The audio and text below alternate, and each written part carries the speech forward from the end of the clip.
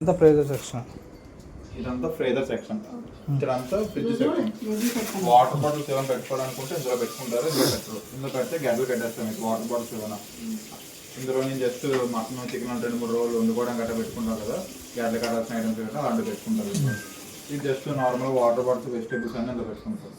Ice cubes ఏమైనా కావాలనుకుంటే ఇందులో రెడీ అవుతాయి.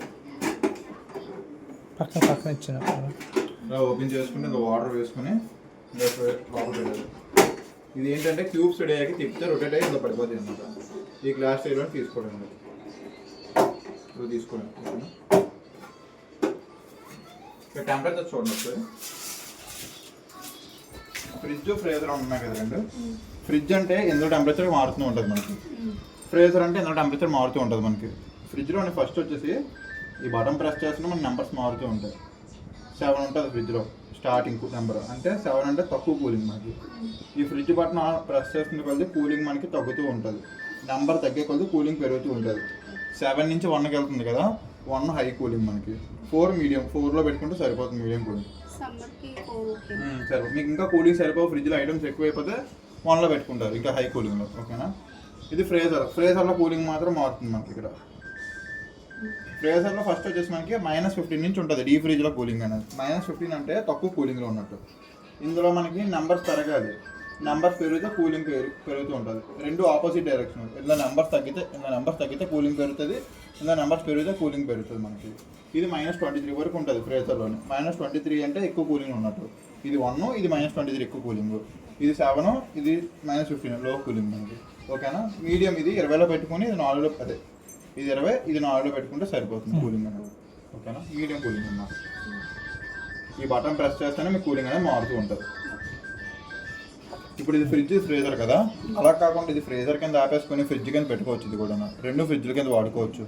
ఎలా అంటే ఇక్కడ ఫ్రీజర్ బటన్ ఉంది కదా, ఈ బటన్ని 3 సెకండ్లు నొక్కి పట్టుకుంటే మీకు 2 ఫ్రీజర్లు అయిపోతుంది, 2 ఫ్రిడ్జ్లు అయిపోతుంది.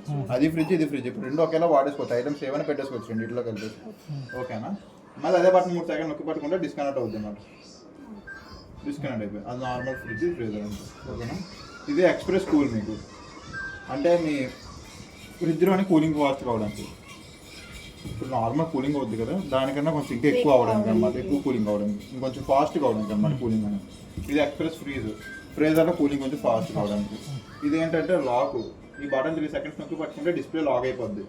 చిన్నపిల్లల వాళ్ళు ఆటోమేటిక్గా బటన్స్ నొక్కి మార్చేస్తుంటారు కదా, అలా మారకుండా ఇది నొక్కి పట్టుకుంటే లాక్ అయిపోతుంది. ఇప్పుడు ఏ నొక్కినా మారదు. ఓకేనా.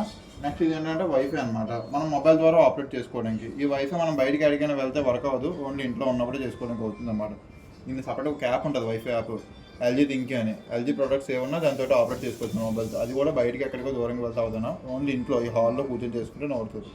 పక్క రూమ్లో కూడా అవ్వా వైఫై నీకు వైఫై ఇంట్లో ఎంతవరకు వస్తుంది అంతవరకు ఉంటుంది. ఇల్లంతా వస్తే అక్కడ వరకు ఉంటుంది మీకు. అక్కడి నుంచి ఆపరేట్ చేసుకోండి. జస్ట్ ఇక్కడ ఉన్న టెంపరేచర్ అలా అక్కడ చూపిస్తాయి అనమాట. ఓకేనా. అర్థమైంది. ఇంకేమైనా డౌట్ ఉందా? నార్మల్ ఫిక్స్డ్లో పెట్టేస్తాను టెంపరేచర్స్ అవి. ఇది ఫ్రీజర్ కింద అంటే రెడీ అవుతుంది మీకు. ఇప్పుడు అది ఫ్రీజర్ కింద పెట్టేస్తాను, అవుతాయి మీకు క్యూబ్స్ వాటర్ పోసుకుంటాను. కూలింగ్ ఎక్కడానికి 2-3 hours టైం పడుతుంది. ఇప్పుడు ఆన్ చేస్తాం కాబట్టి. దీంట్లో ఓన్లీ మీట్ అండ్ ఇవే పెట్టి, అంటే ఏమైనా గట్ల కట్టాల్సిన 2-3 రోజులు ఉంచేసుకుందాం అనుకున్న ఐటమ్స్ ఉంటాయి కదా, అలాంటివి పెట్టుకోండి. వెజిటేబుల్స్ ఇందులో